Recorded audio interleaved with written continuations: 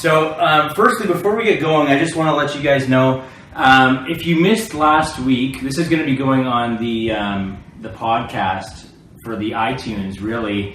If you watched Facebook Live, you're okay. If you're listening to iTunes or you're watching the YouTube channel, we had a bit of a mix-up with the iPad, so we don't have the polished copy. We only have that available on Facebook Live.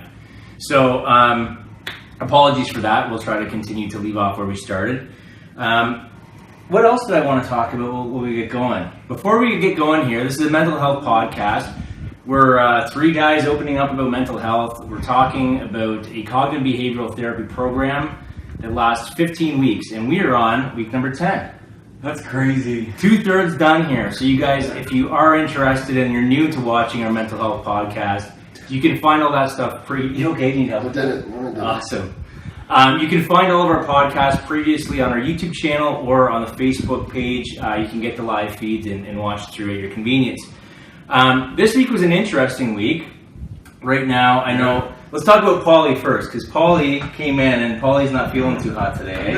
I'm just being human. Yeah? So tell us what's going on. I'm just struggling with my anxiety. Okay. I'm just worried about the unknown, about stuff that's not even real right now, and I know that. Like, I know that it's not real. I know that this is just temporary. Yeah. I'm just struggling with anxiety, and I'm not sleeping very well right now. Or I can get to sleep. I'm trying these relaxations to sleep, but I just can't stay asleep. Right. So I'm just struggling with that a little bit. Like, Scotty, sleep. I'm not joking. Yeah, I love that. Yeah. Just every time I wake up, Scotty. I'm Scott sitting in the corner. Bam, bam, bam. Yeah, exactly. Well, you know what that sleep is like too. Like when you don't get sleep, it sucks and wreaks havoc on your anxiety and shit too, right? Yeah, big time. So motivation, energy, you feel sick. Yeah, I feel like today I don't feel good at all. My stomach. Yeah. I just don't feel well. I feel almost flu-y today. Yeah. Do you? Yeah. Not sleeping well. So I know that I'm gonna be okay. I think that's the best part about doing this stuff is that I'm okay telling everyone that I have anxiety. I have no shame in telling anyone that I'm struggling with my anxiety right now. I'm glad I have guys like you that'll support me through it, right? 100%, man. And let's talk about how we can kind of correct some anxiety is just because of like kind of sports or competitiveness. Well, there's a lot of so I'm going back to school and I got that big hockey season coming up and work will be starting soon, and then I'll be doing some events, speaking in the wintertime. So I'm in a really healthy relationship right now. So that's congrats. Yeah, that's something that is fairly new. Yeah, right? And I've never really been in a healthy relationship before, and so it's kind of do I deserve that? Don't sabotage it. That's it, right? Well, that's the pressure, right? That's the pressure. There's other stuff going on too, like the hockey stuff. I'm such a competitive guy that. But when is the hockey stuff? In September. It's not. It's in September. Well, okay. We have a huge tournament in Boston in September, which I'm kind of gearing up for, and I'm really getting anxious about it. Anxious or excited? I'm excited. I'm jacked for it, for sure. I'm just anxious because I've put so much pressure on us already. Yeah. And we haven't even skated yet. Right. And so I put this pressure on us to not come home with anything but gold. So far we're dealing with expectations, which we've gone through before, right? So we're talking about expectations. We're talking about worry. Yeah. We're talking about thinking of anxiety as a bad thing rather than excitement. Yeah. So there's three things there that we can kind of work through, right? Gotcha. So these are the tools. So what are we going to do? We know that when we're worrying, I'm in the future. I got anxiety about the future. I have to stay in the now. So what's going on right now? Right now I'm in a healthy relationship, and I'm sitting with three of my buddies on the couch. Right. So there's only good things happening right now. Yeah, there is really good things happening right now. Yeah. So that's amazing, man. I mean, let's try to focus on that. And then there is lots of positives. Really, there's nothing to be worried about. I just have nothing to be worried about. I'm just worried. I think if just from things start going good and going. And you're not used to them. Yeah, it's new. Create it, and then you're like, I'm gonna be okay. It's all gonna drop. Yeah, it's almost like the impending doom, right? Yeah. You'll absolutely be okay. I think I'll be okay. It's that self-worth stuff. I know you'll be okay. Thanks. You're welcome, man. I'm bringing you a rose next week. I'm bringing you a rose. Well, I think that it's a good thing that you're in this healthy relationship now. Yeah. And it's very supportive too. And it's new to you, and you have these new feelings that you haven't had in a long time, right? And Isn't it nice? It is nice. It's a huge relief, It's a huge relief to really trust someone to support me and has my back, and no matter what, if I'm going through anxiety, it's unconditional, right? Like I finally realized what unconditional means. And then if it's unconditional, there's no reason to worry about it. That's true. Going down the shitter, right? True. Yeah. It's just like, man, it's good. It's good. It's like the best relationship I've ever been in. And you deserve that. You know that, right? You gotta believe that. I'm coming to it. You gotta believe that. Yeah, I will. I'm coming to it. All right. For sure. So you feel better? I do. Okay, no problem. Thanks, buddy. So anytime you get worrying, man, remember just the basics, right? The 2 in, 4 out. 2 in, 4 out. Just be here, use your senses. What's going on now? You're in the future. I've been struggling with it for like 2 weeks now, and I've just been trying to do some tools like meditation a little bit more. And I can't. My meditations aren't like for as long as they were before. I think just because I've had a lot going on in the last 8 weeks. I've spoken 38 times. Yeah, something is better than nothing. Yeah. Oh yeah. Yeah. So as long as you're doing something, just don't put a little bit every day. If it's not as good as the day before, that's okay too. At least you're doing something. I'll be okay. Yeah, you will. I'll be okay. I'll be okay. I know you will. Be. You want us to move on? Yeah. Let's move on. How was your week, buddy? No, it was good. Okay, we were a little late starting up because we have a pretty amazing story. I don't know if you want to share that or not. My story? Yeah. Oh, sure. Is that cool if we share that? Because that was pretty incredible. Pretty incredible. That's just a higher being, right? Bigger purpose.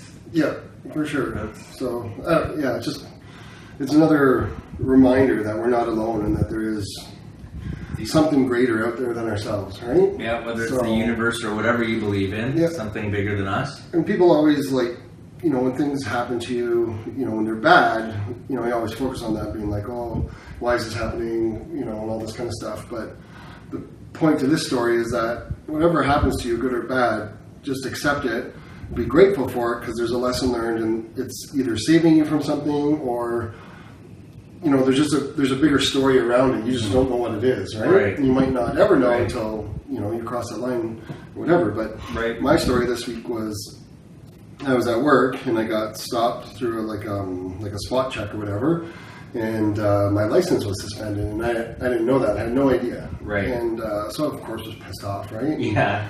They stopped me there. I had to call the owner. He had to come and pick the truck up from the side of the road. The owner got a $300 fine, right? Which is like, I've only been working with these guys for a month or 6 weeks. So I'm like, this is not good. Right? Yeah. And so I'm like, okay, worried about that, pissed off. One, because if I don't work, then, or if I don't drive, then I don't make money. So there's my living, right? Right. So the police have taken that away, which compounds for me because the police did absolutely nothing when it came to the people that robbed me. When I had 2 witnesses and people ready to testify, and the lazy bastards didn't do anything. Okay. And then I get stopped on a ride check because I'm not wearing a seatbelt, and then they take away my fucking ability to make money. Right. So get a lot of anger and aggression towards that, as you can tell. Right. So anyways, next couple of days go on, and I'm not working, I'm sitting at home doing nothing, pissed off, stewing in my own anger. And then I called the owner because I wanted to go to the truck and pick up my timesheets to submit for my hours this week. Right. And he's like, I don't know where it is. I'm like, what do you mean you don't know where it is? And he's like, you didn't hear what happened yesterday? I was like, no. He's like, well, they sent guys to Sarnia for a job, and basically, long story short, somebody tried to pass on the other side and head-on collision into the truck that I was driving, the Volvo, and the kid was killed. The other kid? Yeah. Head-on into it. So there you go. If I was driving, it could have been way worse for me, not having a license. Yeah. For the company. Absolutely. A lot of problems. Yeah. So a $310 fine is better than taking a life. Yep. Yeah, absolutely. So there's always something bigger, bigger purpose. You just have to be open to it and realize that.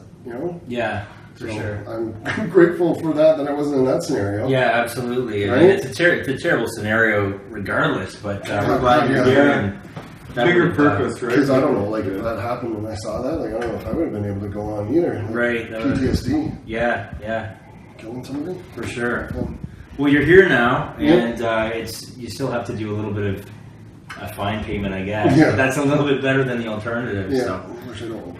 Right, fair enough. Fair enough. So this week we had one thing I wanted to address is we had another suicide. Oh, a big one. Yeah, it shook me a little bit. Lincoln Park. Chester Bennington. Yeah, Chester Bennington. So that's, since we started this program, that's 2 big-time musicians. And they're best friends, eh? Yeah. Yeah, Wasn't it on it was Chris' birthday? birthday? Yeah. And Yeah. they like died in the same means, like same means of suicide. Really? They both found were found hanging. Oh Yeah. my god. What You a think, way like- to go. We can look at that in 2 different ways, you know, like that's still so sad that rock stars can have $1 bazillion and that still And won't be get them unhappy. well. Yeah. You know, they can still be unhappy, but it also tells me that we have a long way to go when it comes to stigma. If rock stars are still feeling stigmatized, then things like this still have to go on. Absolutely. You know, like we have to continue to smash this stigma so that, like, I think, you know, he had so much talent. Yeah. As a Oh, musician, yeah, like, absolutely. He's such a talented guy, and now that talent goes to a grave. Yeah. You know, and the richest place in the world is a gravesite because Yeah. you know all those dreams and goals that stigmas killed are in a gravesite. So I think what we're doing, we have to keep this going Yeah. and like Yeah. really smash this stigma because it doesn't discriminate against Anyone. some really talented people. People you think are happy. Yeah, you think that like Yeah, because I never heard anything about him before, like Yeah. struggling with depression. he's struggled. He's a child sexual abuse survivor. He's been okay. through that, and he's come out the other side with it too. Like he's really got Trying to clean. help. He's like been like an addict and like inactive alcoholism and got clean. He's like came out the other side, talked about it with like male survivor in the United States. He came out with a big article about his sexual abuse as a kid. Oh, Got through it. I just think like he was really good friends with Chris Cornell, and like that Chris Cornell thing shook a lot of people up. Like no Yeah. one saw that one coming. Yeah. Like, no one saw this one coming, but No. like I think no one, even in his inner circle, no one saw Chris Cornell dying by suicide. What do you think that means? I mean, the fact that he's a big part of Chester's a big part of Chris's life. Chris decides to take his own life, and then he like. Do you think what do you think the connection is there? I mean, I think that like I think anxiety and pressure. Yeah. Probably. yeah. Well, I think that there's like Star. a broken heart. Yeah. You know, like they were great friends, and what about his 6 kids though? Isn't it 6 kids? yeah, he he's had? got 6 kids Oh and a my wife, God. and that's mental illness, right? Yeah. That they see. Maybe I think, and this is maybe just my own personal view on it, that maybe Chester saw that Chris Cornell wasn't suffering anymore, and that was his way of stopping the suffering. His own His own suffering. suffering, and they've been through. You know, Chris Cornell's been battling drug addiction for 20 years, right? Yeah. Before he died. Yeah. And he was clean, or on the recovery train when he passed away, right? Right. So maybe it's influence, maybe it's a broken heart, maybe it's the anxiety and pressure of being a rock star. I would hate to be a rock star. Right. I don't know if I'd like Yeah. it. Well, the attention's always on you, right? Yeah. And I mean, if you're just doing something that you love to do, there's a lot of things that might come with that you're not necessarily a fan of. Yeah, for sure. But when it comes to suicide, I was reading one of the comments on our page today, and someone said something along the lines of they'll only miss you when you're gone. And I was thinking, that's a terrible way to view it. I mean, everybody. Why do you want to end your life and affect other people's Right, lives? that's Right? Like, exactly no one's it. ever going to be the same. It's just such a. I understand the mentally ill aspect of it, but I think that and obviously, when people die by suicide, you want to acknowledge their life, but at the same time, all we see is it's a big deal when they die by suicide, and it's almost like people see them getting this attention, and that can affect some people, and they want the same. They want a legacy. Yeah, right? And that's not a legacy you want to be responsible ultimately, for. your legacy is what you do while you're alive. Yeah, You know what I mean? It's not the way that you die. It's Yeah. what you do when you're alive, right? Yeah. And I think especially for these celebrities that are dying, why are we only focusing on that one shitty moment of their lives? Mhm. You know, we're focusing on Chester Bennington's the last awful moment in his life yeah, that he had to die from. Yeah. And we're not really talking about how talented he was and what he did for the community and what he did for other people and Right. who he really was as a human being. Mhm. You know what I mean? And we talk about well, he died by suicide, and we're going to talk about suicide. Well, that's great. We can keep talking about suicide. We got to do something about it. right. You know, ultimately we have to. And I know that people Linkin Park was on tour or going on tour, so they've donated all ticket sales, or you can go and get refunds, but if you don't want to, they'll donate all the ticket sales right back to the American Suicide Prevention. Good for them. Yeah, which is yeah, huge, right? That is huge. suicide prevention's massive. Yeah. It's massive, and I think we got a long way to go, but we got to get into action with it, right? Absolutely. And I think we're going to get into that today because we're talking about obsessive scary thoughts, right? So what did you guys think of this week? Nightmares? It can be, like, I think especially for obsessive thoughts, it can be, like, almost addicting. Yeah. You know? Like, it really can be... Because you're kind of going through that right now. And I'm just like, I don't want to obsess about it. Yeah. And I'm obsessing about things that are like happening in January. Like 6 months from now, I'm like, oh, I need to go get stuff for school. Well, I don't start school till January, right? But I'm obsessing over like, I need textbooks. I should sell this year's textbooks. I gotta get like paper. Well, like I don't need that stuff because I'm in July. Right. You know, I'm not in January, right? So I have to like stop that thinking, kind of like what we were talking about. Just stop that thinking and then just stay in the moment. I'm in July, whatever it is, 23rd, not January 7th. There's a kind of a flip side to that though, because when you say you have to stop that thinking, when you try to stop thinking about something, it's almost the same thing as thinking about it. Because when I tell you not to think about the white bear, I'm thinking about the white bear. You're thinking about the white bear popped right in my head. Absolutely. Yeah. So it's one of those situations where you kind of have to just analyze it and say, okay, I'm thinking about that, and just let it pass. Let it pass, Or else you'll just get stuck, right? Yeah, very true. So let's talk about some how to stop obsessive scary thoughts. First of all, anyone that's stuck with us this long, thank you for all your support. We're 2/3 done the program now. We hope that you guys are getting something out of this. I know that we're kind of doing a Cole's Notes version. It's just to basically show people it's okay to talk about these things. We're not trying to kind of save the world just yet. Some of the stuff, actually all of the work, if you want to make changes in your personal life, you have to do on your own. We can't do it for you. It's earned, right? And the payoff is like winning the lottery. Yeah, and it really is. If you want to start living your life the way that you're meant to live it, you have to put the time in and you have to kind of... Right. We're going to give you the tools, or we're going to try to give you the tools and explain them the best we can, or at least give you the resources where you can find them in a more detailed fashion. And from that point, you just have to kind of do this yourself. So we hope you're working with us. So congratulate yourselves for tuning in and watching a bunch of guys just talking. Yeah, a bunch of meatheads talking and opening up. Hockey players do meatheads. Yeah, that's right. We're meatheads. We're all meatheads here. So anyone who's ever had a problem with anxiety, worry, stress, and depression has a problem with obsessive thinking. Paulie can vouch for that today. I can say that now. Yeah, absolutely. I didn't correlate that until now. Yeah. Well, that's the thing. If you didn't obsess in your thinking, none of these problems would exist. If you could just create them yourself. It's the same thing. If we could just be in that moment to moment, we'd be fine. Yeah. Then there wouldn't be, stigma. No. Because there wouldn't be mental illness. No, there wouldn't be, and you wouldn't be thinking about what that person's thinking. But how like shitty would life be? Boring. It'd be boring. If you're just like, I'm in this moment. I think that's what... Well, no. I like that spontaneity. I think that's what... Yeah, I understand, but I think that's the purpose of like Buddhism is to... When you become enlightened, it means you're totally present all the time. Yeah. I just think that's odd. Because you're not... Because I like excitement. Like, I think... You like drama. No, I hate drama. I hate drama. There's a difference. I was like in the moment, you know what I mean? I like thinking about... Isn't obsessive thinking kind of dramatic, though? It's certainly... It's kind of like Justify right now. I'm like, no, I like not that it's a bad thing. We're programmed with this, right? With these thoughts. I just like looking forward to like exciting things, right? I get that like this stuff's exciting that's coming up for me, and I'm just nervous about it. So I'm like you said, like switching that anxiety to make it a bad thing, right? When it's really a good thing. But what if tomorrow the whole world ends, man? What if it's... Then I should just be grateful that I'm sitting here with my two buddies. Right? So that's why I think that's the purpose of it. It's not saying don't plan. Right. But just don't get worked up over it when it's not great. Yeah, exactly. In the moment. Yeah. I just think that I'll like float around if I'm like in the moment, right?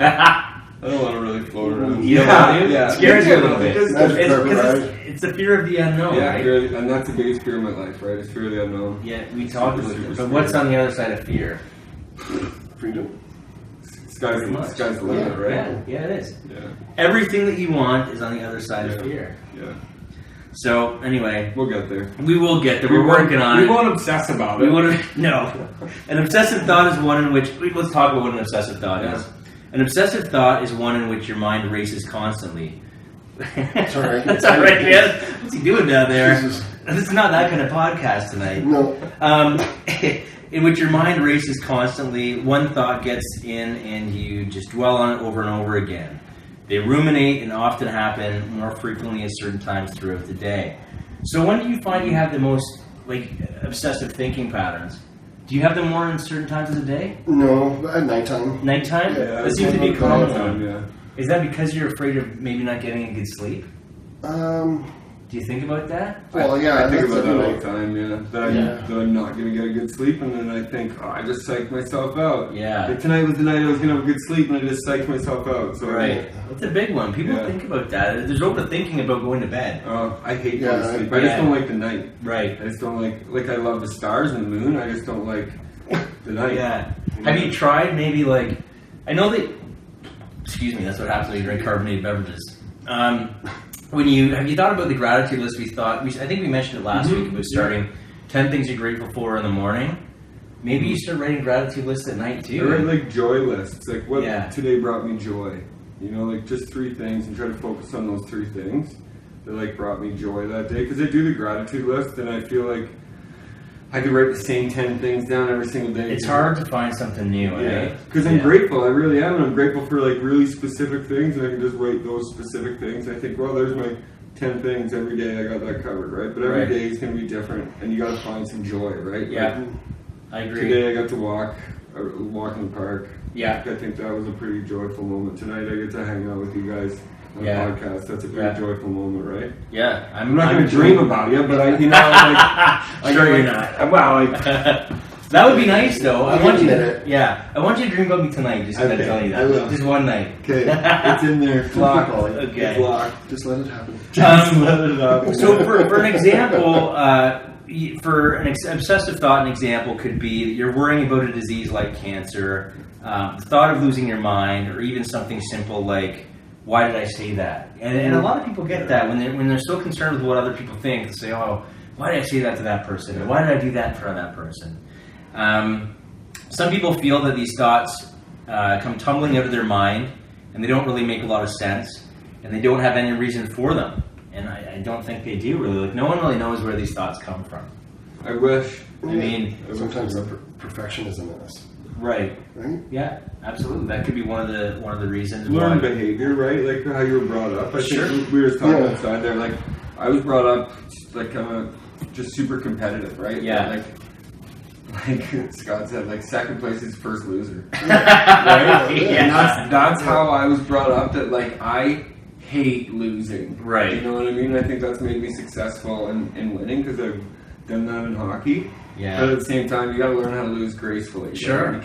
You can't be a sour loser, right? Slashing the tires. Yeah, you can't do that. You know. Some days you're not the better man. Some days you're not. Yeah. Like, I just think that stuff, and so now we've set this bar. Yeah. That perfection is where it's at.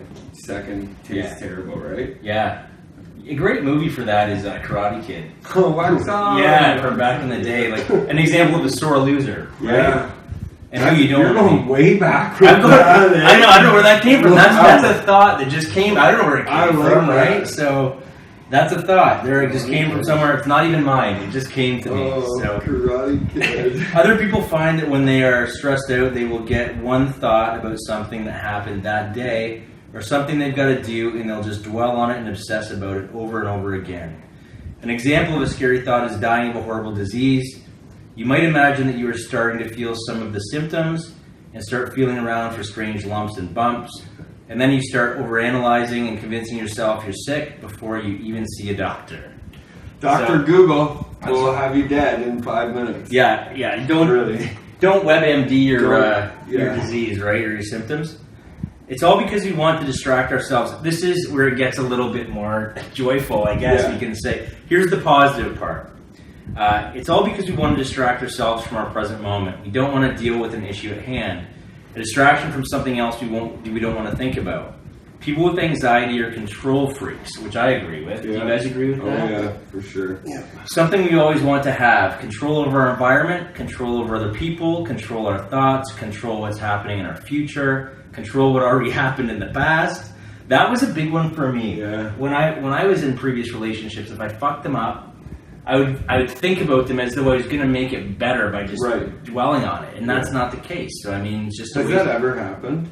You know what I mean? Dwelling on something, making it better. Never. I don't think in the history of man that that's ever happened. No, you have. But we do it, right? As human beings, like why do we dwell on the shit that's out of our control and that really is already past? And no matter any amount of like worry about that, it's not going to change. Worry or guilt. Yeah. Like nothing's going to change that, right? I think maybe we should just like take those moments and learn from them. Right. You know, like growth spurts or something like that. Well, I think that's all about just kind of how you restructure your thought process as well. If it gets to the point where you're obsessing and ruminating and it gets to that point, then we're just going to do what we're going to teach you here. And we got to pull ourselves out of that, right? Do you ever have any of those? Like, do you ever think like... I used to be bad for ruminating thoughts. Yeah. Ruminating meaning over and over again, repetition. So like you think about the same thing and you think about it like 100 different ways just so that you can, you know, pick up every little possible end result and be prepared for it, right? But nothing, as we know before, 90%, 97% of what we think about isn't even true. Yeah. So what's the point of trying to analyze everything when we know that the situation is going to turn out differently regardless, whether it's... We have it planned, right? Or like we can plan and it can kind of go in that direction, but we don't know how it's like specifically going to go detailed. You know what though? I think that when I was younger, when I say younger, this is like a few years back. Right. But it used to be, when I was overthinking things, I was trying to manipulate situations. Right. I find that if I go in there and I'm just honest and open, now things just kind of work out better. Yeah. And you don't have to think about it anymore. There's some beauty in it, right? It really you get to is. look back and like you can dwell on it, or you can look back and say, "Man, that was kind of beautiful how that all turned out." Right? Yeah. Like how. Yeah, and I think that a lot of it, honestly, like 90% of it was because I didn't want to admit that I was dealing with anxiety and depression. Yeah. So I would not want to tell them. I would say, "Oh, I'm sick." I got sick a lot, right? Because it was just like, "Oh man, I'm feeling these feelings. I'm sick." Yeah. That's your go-to. Go-to, yeah, for sure. But as soon as you start being open and honest, and the more that you actually admit that you have anxiety and depression, the less it comes on. I think employers also have to like take into consideration that, you know, like it's just like having the flu. You know, I mean, if you call and say, "Hey, my anxiety is really bad today," like I can't commit. I know a lot of employers that would say, "Well, just like." Suck it up, take a few deep breaths, come on in. But you're going to go into work not prepared, right? Yeah. And not like you're going to be anxious at work, not performing your best. That's what I said to like these police officers when I was speaking, right? Like if you're going through anxiety, are you at the best to be on the streets? Like, right. No. You know, you should be dealing with yourself and to be the best cop that you can be and serve and protect. You know, and you're not superhuman in saying that you have a mental illness and you're okay. You can go and arrest people and save kittens from trees. Right? Like if you're not at your best. It's firemen, I think, though, isn't it? I don't know. First responders. We'll just go with first responders. Sure. I'm sure there's been a cop up a tree with a cat. Probably. Maybe, I don't know. It's funny you say that. I just saw a weird one crossing the street. I think he's up to something. Call the cops. Yeah. See if they'll go up a tree. How did we get there? I don't know. Thoughts. Just thoughts, right? Yeah, there you go. This is what thoughts are about. We need to see our obsessive, scary thoughts as a distraction from something that's truly bothering us. Then we need to say to ourselves, what's really going on in my life right now that I don't want to take a look at? Right, Paulie? Right, Shawn. That is correct. Yeah. So I'm not trying to put you on the spot. No. We're trying to work through a lesson. Yeah. We're trying to work through a lesson here, right? You feel like you're in class right now? A little bit. Sorry, buddy. Taking the pressure off class, though. I'm not even thinking about class. There you go. It's working. It's working. Perfect.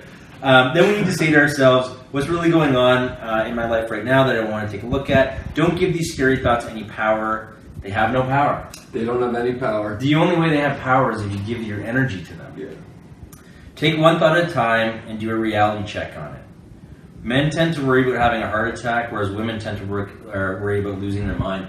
Has that ever been a worry for you guys? For sure. Yeah? For sure. I've I had so bad of anxiety before that I've like went and taken Tylenol because I know you should take Tylenol if you're going to go to the hospital and have a heart attack. Aspirin. Or aspirin. Yeah. Oh, shit. Maybe I haven't taken Tylenol. I should have been taking aspirin. That's alright. I'm not going to do anything. More anxiety now. Yeah. Oh, I'm going to get some aspirin.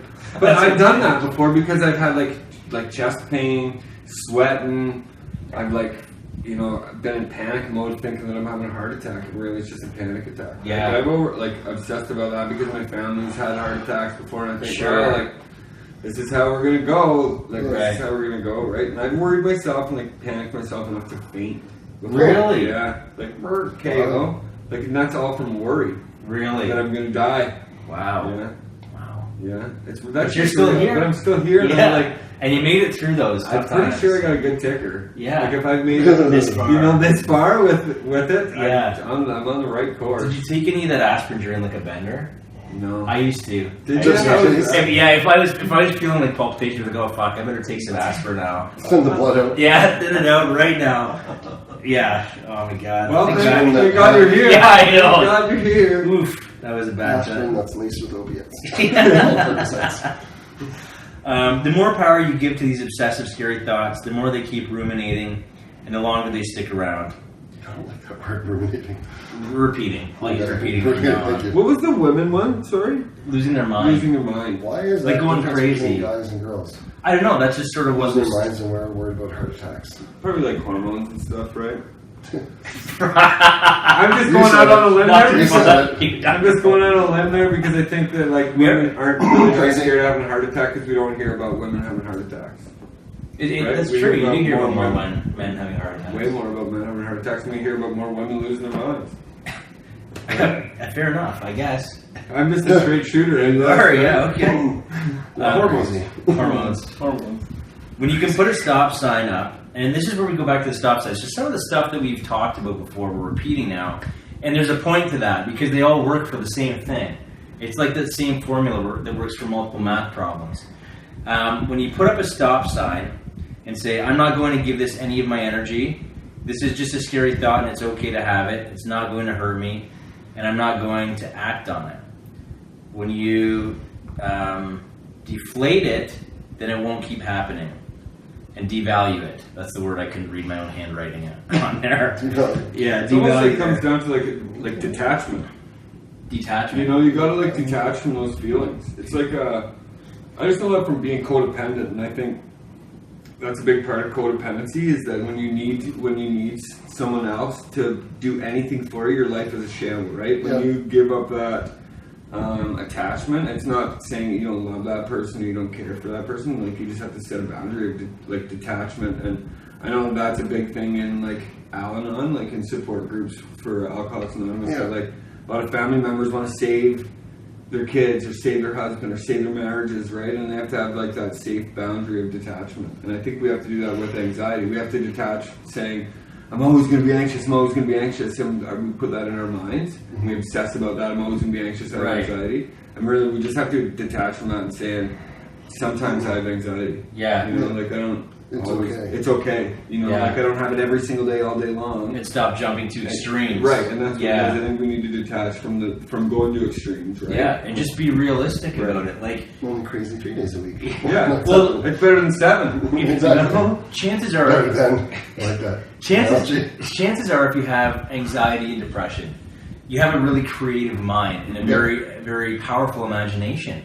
Yeah. But if you're working that imagination to the negative, of course you're going to exaggerate and say, oh, I have anxiety all the time and this and that. And you're jumping to these extreme. Yeah, everything is to the scariest possible outcome so that you're prepared for it. Right. You just got to kind of breathe and reel it back. And Can you imagine I thought about this the other day. Can you imagine we had anxiety about good things? We do. It's called excitement. Excitement, yeah. Right? We focus but on we don't much. ever focus on it as much. We don't say, oh man, I got an excitement disorder. You know what I think I think a lot of that has to do with the fact. What did you say? So we don't ruminate about that as much. Oh, you're right. That's right. Scott's word of the day. Learn. Good for you, buddy. That's right, though. Absolutely. We don't ruminate about being excited. We ruminate about being anxious, right? And that's one of the things because that's the condition of society now, is we've conditioned ourselves to look at the negatives and the crappy parts instead of the positives. Yeah. If you look at the news and the media, you don't see a news story about a guy that took his time to walk the old lady across the street, right? But you do see it about the lady getting hit by the car. Right. So I mean, that's exactly right. Yeah. That's so exactly right. Unfortunately, that's the stuff that seems to sell. That's the stuff that it is, and it would be nice if there was some kind of positivity news channel where everything that you saw was, rainbows and teddy bears. But that's not reality either. You kind of have to balance it out. We should make a TV show where we just have good news. You just have good news. Fake news. It might be fake news, but at the same time, I just think, how cool would it be to share stories about good things? Absolutely. If everybody's just sharing them, like, hey, this will make your day kind of thing. Yeah. I think they're sort of starting to do that a little bit on social media. Yeah. Especially with puppy dogs and kids. You love your goats, eh? Yeah, I love your goats. I love animals. Yeah. I love animals in general. Videos of goats on your thing, and I'm just like, you're hilarious. With the goats. You're the funniest. I think I should have had a pet goat. You can we can always get you one. I'll get you a Rosen goat next week. With the rose in the goat's mouth. Oh, that's good. Yeah, Billy the goat. Billy goat. It's the people who have these thoughts. And sorry, we're kind of going all over the place today. We're having a good time. We're cheering up, right? Hey, yeah, I'm cheering up. Okay. I am. It's the people who have these thoughts and start to feel as though it is something they want to act on that need further help, not you. So if it scares you, that isn't something to be concerned about. That's actually a good thing. So the people that are really have some mental issues that need to see someone that's a professional are the people that start to take comfort in the things like hurting other people, hurting animals, hurting themselves. Right. If that starts to comfort you and you feel good about that, that's a sign that you should probably seek help right away. Seek professional help, yeah. But if you're still worried about these things, it's a normal response. Right. I mean... And there's no problem with going and seeking professional help. Even if, for any of that. You would if you had cancer. Yep. You go see a doctor, right? Yep. I think it's the same thing. You go if you had a broken leg, if your bone was sticking out of your leg, you go see a doctor, right? Yep. I just, as we recommend before... Yeah. As we recommended before...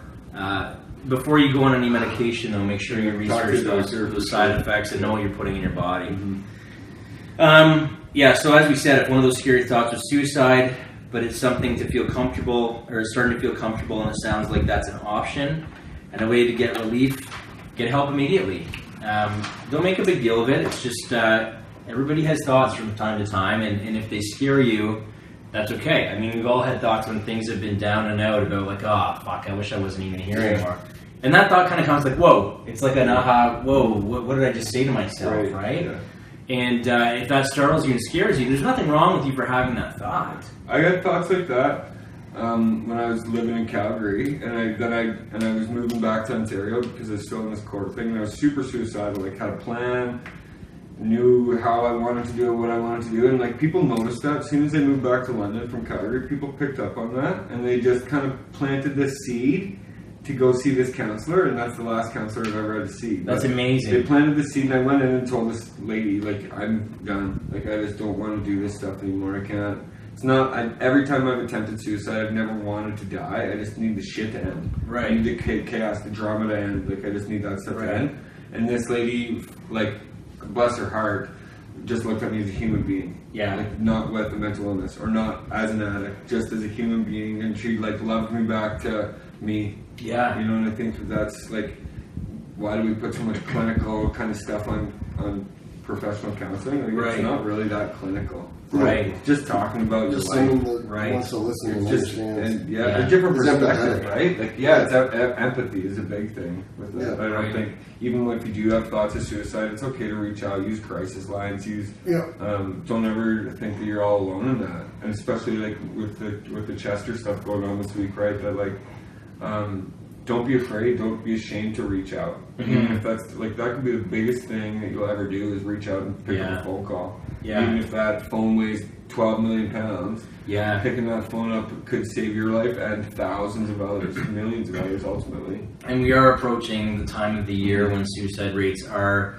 increasing. So if that is no longer a scary thought for you, and that's something you're considering, you need to talk to a suicide prevention center. You need to talk to a therapist, and you need to get help for that. So if that's you right now, I recommend that you honestly do us all a favor here. Stop watching the podcast.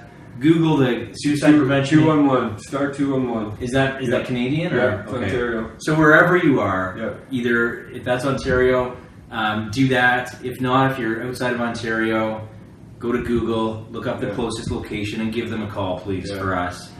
That's something that we're not professionals on that. 211 will like accommodate you with anything. Okay. With absolutely any resource. So if you call, but if they're not in the area. Yeah, that's the only thing. Like if they're out of Ontario, I don't think it works. Okay. In Ontario, I know 211 is. And there are national suicide prevention lines across Canada and the US. I don't know them offhand, but and the other thing that I wanted to bring up, so please go do that if you're watching and that's you.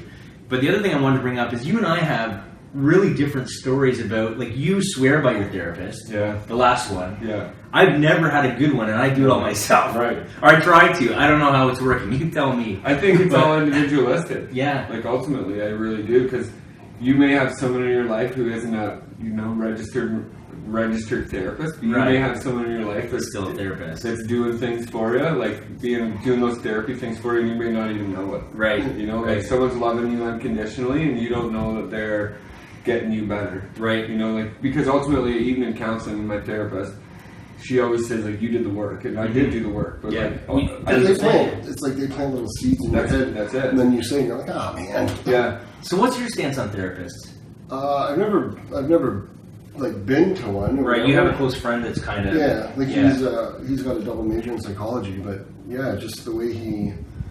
I don't know. It's just the way he approaches it and the way he talks. It doesn't even feel like I'm in like a therapy session. Well, I think even when you are in a therapy session, they're asking questions so that you figure the answer yourself. Right. Yeah, exactly. It comes from in coaching and everything else as well. The answer is in. You have all the answers. You just need to figure out how to get them right. I think just through asking questions. I think if we put this like vision of what therapy is, like we go and lay on the couch and we have a box of Kleenex beside us and we just cry it out. Like, I've never laid on a couch. I've never been into my therapist's office or my counselor's office and laid on a couch. Right. I went in and had a normal conversation. She asked me about my week, what I'm up to, what good things, what bad things are going on. Like, it's a conversation with someone who just genuinely cares about you. Right. And it's a trust. And it's a trust thing, right? There's things that I can talk to Omar about that. It's not always just going else and judge it. Yeah, that's exactly it. Like, no judgment, right? It's like the lack of judgment. I'm a big, but I also think it's individualistic, right? I had a tough time. I've been to 65 counselors. 65? Yeah. 65. Wow. And so, like, maybe just because I'm stubborn and resilient, but I'm just like, I'm not going to quit. Like, I know that I need this stuff, but I have a few times that I'm like, nope, counseling isn't for me. Yeah. It's not going to work. 64 times you said that. 60, yeah. Yeah. Good for you for keeping with it, though. Because obviously you found the one. Pardon me? That's persistence. Yeah. Persistence. I was like desperate to get well. Desperate to get well because I was so sick, and I finally had some self-awareness or maybe bright light and said, like, this isn't how I'm gonna live. I don't live like this anymore, and I even thought, like, I can't even die. Like, I've tried that. I've attempted suicide 3 times. That didn't work. I better get busy living. Yeah. I gotta figure this shit out quick, right? Yeah. And I did. Yeah. And I think that I've been successful in that. Fuck yeah, you have, man. Look at you now. Yeah, I know. In a loving relationship. Not living in my car. Long way from the home. So if you're having scary thoughts about hurting someone else or yourself, and it scares you, it's a distraction from something else that you don't want to deal with. So that's a normal thought, okay? Just so if everybody's wondering if they're normal, that is normal. That is normal. People think about... To give you an example of something that was on this audio, and just if you don't know what it is, the course that we're going through, we will attach a link at the bottom. It's from the Midwest Center. It's an Attacking Stress, Anxiety, and Depression course through Lucinda Bassett. And one of the examples was a gentleman, as we said before, we're control freaks, and he was with his kids, and he was driving over a bridge, and before he went to the bridge, he saw a sign that said, no stopping on the bridge. Yeah. For a control freak, that's something that's going to kind of irk you the wrong way, right? Because you now have to keep driving on a bridge where you can't get off. Mm-hmm. And so he started having thoughts about hurting his kids. And of course, this was just a distraction, his mind's way of distracting him. And he's focusing on why am I thinking that? But really, it's distracting him from being on a bridge, not being able to stop, and having to keep going to the other side over probably a shit ton of water. Right. So that's a good example there. And that's a normal like I think that's a normal thought for a circumstance like that when if you have anxiety like that. Yeah, I think people think about that. They think about hurting other people, think about hurting themselves. It's just distraction. Right. So you have to kind of figure out what it is that you're distracting yourself from. So don't give those thoughts any fuel. Let them pass. They're not real. That is not your reality. Focus on trying to pinpoint the real issue and deal with that rather than avoiding it and allowing these thoughts to take control. So you mentioned perfectionism, eh, Scott? So no one is perfect. We need to constantly work on letting go of the thoughts that don't serve us. They're just a waste of energy. And that's tough. Yeah. Especially, Perfectionism. like Paulie and I were talking about that earlier, especially when you've been at an elite level. Yeah. You know, to like... Because you've been elite hockey, you've been elite bodybuilding, Yeah, right? so if whatever your thing is, right? And then to come down from that, like how do you reset your mind to be like, that's good enough? Yeah. Right? Like when I go into the gym and I'm not competing, like it was a big struggle because I had to train a certain way, which was like, you know, all out until you puke or like hurt yourself. Right. And if I didn't train like that, then what's the point of going to the gym? Really? Yeah. So it's all or nothing. Yeah. And it's that way for all bodybuilders, though, right? For the most part, I think that's they want to win. I think it's any competitive sport. Any competitive sport, you want to Like win. I can like identify with that mentality 100%. Like I've skated till I puked just to work on my legs. Yeah. Otherwise, it wasn't. Yeah, it wasn't working. It wasn't worth It was it. a waste of time. You know, or let like, yourself down. Yeah. Or taking a whole like garbage. You know those old tin garbage cans? Yep. The big ones. My dad would fill those with hockey pucks and just dump it like at the top of the circle or something like that, and say, shoot all those pucks into like one corner, and I would. Yeah. Like I'd just be like at the end of my arms, so tired, like can't even shoot it, but I would. Like I would, but and I think maybe that part has given me A little bit. an advantage. You know, I don't know. I didn't see any other kids out there. Like I made it to pretty good hockey by doing stuff like that. But I think at the same time, it's learned behavior that like the top is the only spot, right? It doesn't necessarily translate into everyday life. No, definitely. Life isn't a competitive sport, right? Right. Life's just life. For sure.